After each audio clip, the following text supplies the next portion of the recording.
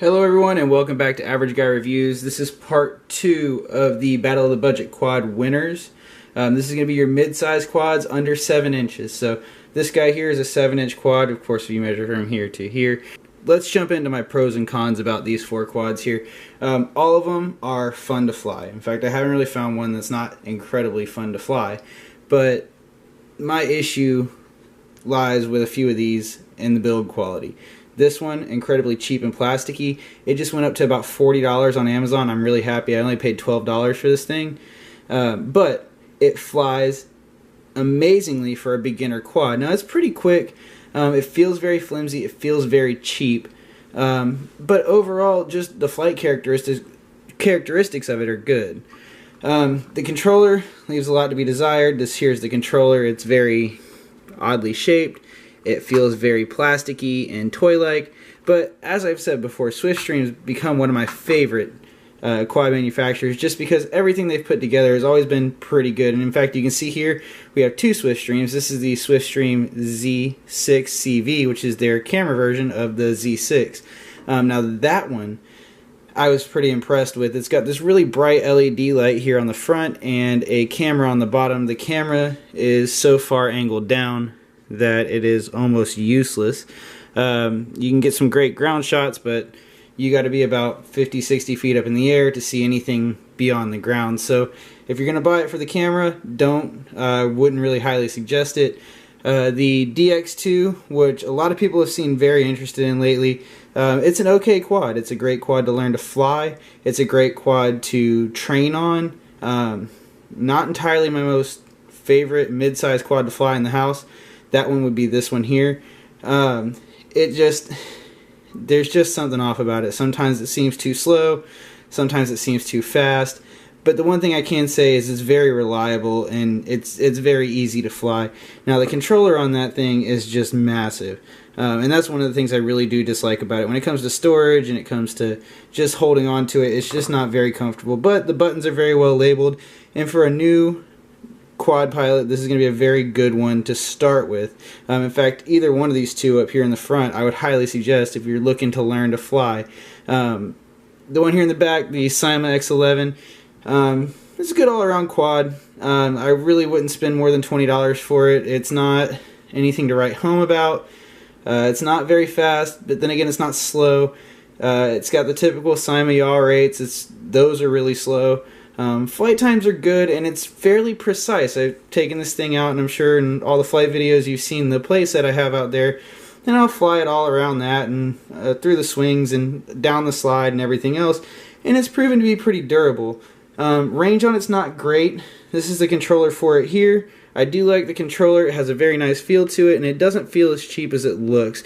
The buttons are very rubberized, and everything's got a nice solid clicking feel to it, and the sticks are smooth, and just the options you get with these buttons down here for trims, and on the camera version you'll get video and photo. Now I don't know the camera quality of that. There's probably a few videos out there you could go check out and see that.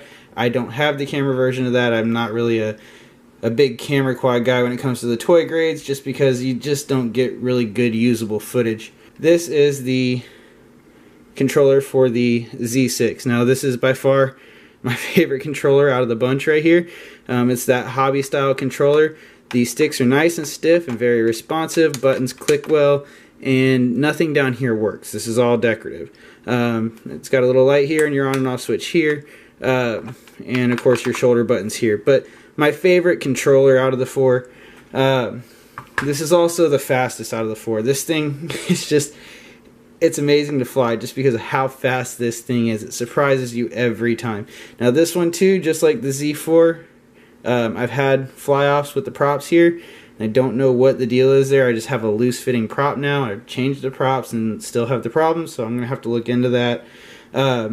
These don't come off very easily. You have to remove the prop and then the screw, and I don't even know if it even comes off then. You may have to just clip them off.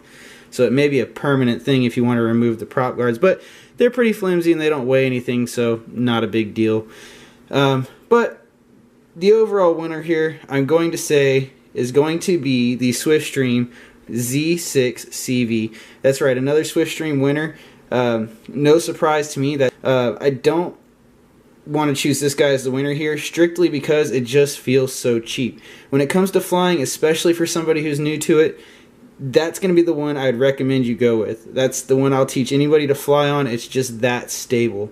But when it comes to just fun to fly and ability, of course, this guy's going to take it here. Now, it's funny that the camera quad wins again, but like I said, I've never really used the camera on it, except for when I did the review on it just to see the camera footage.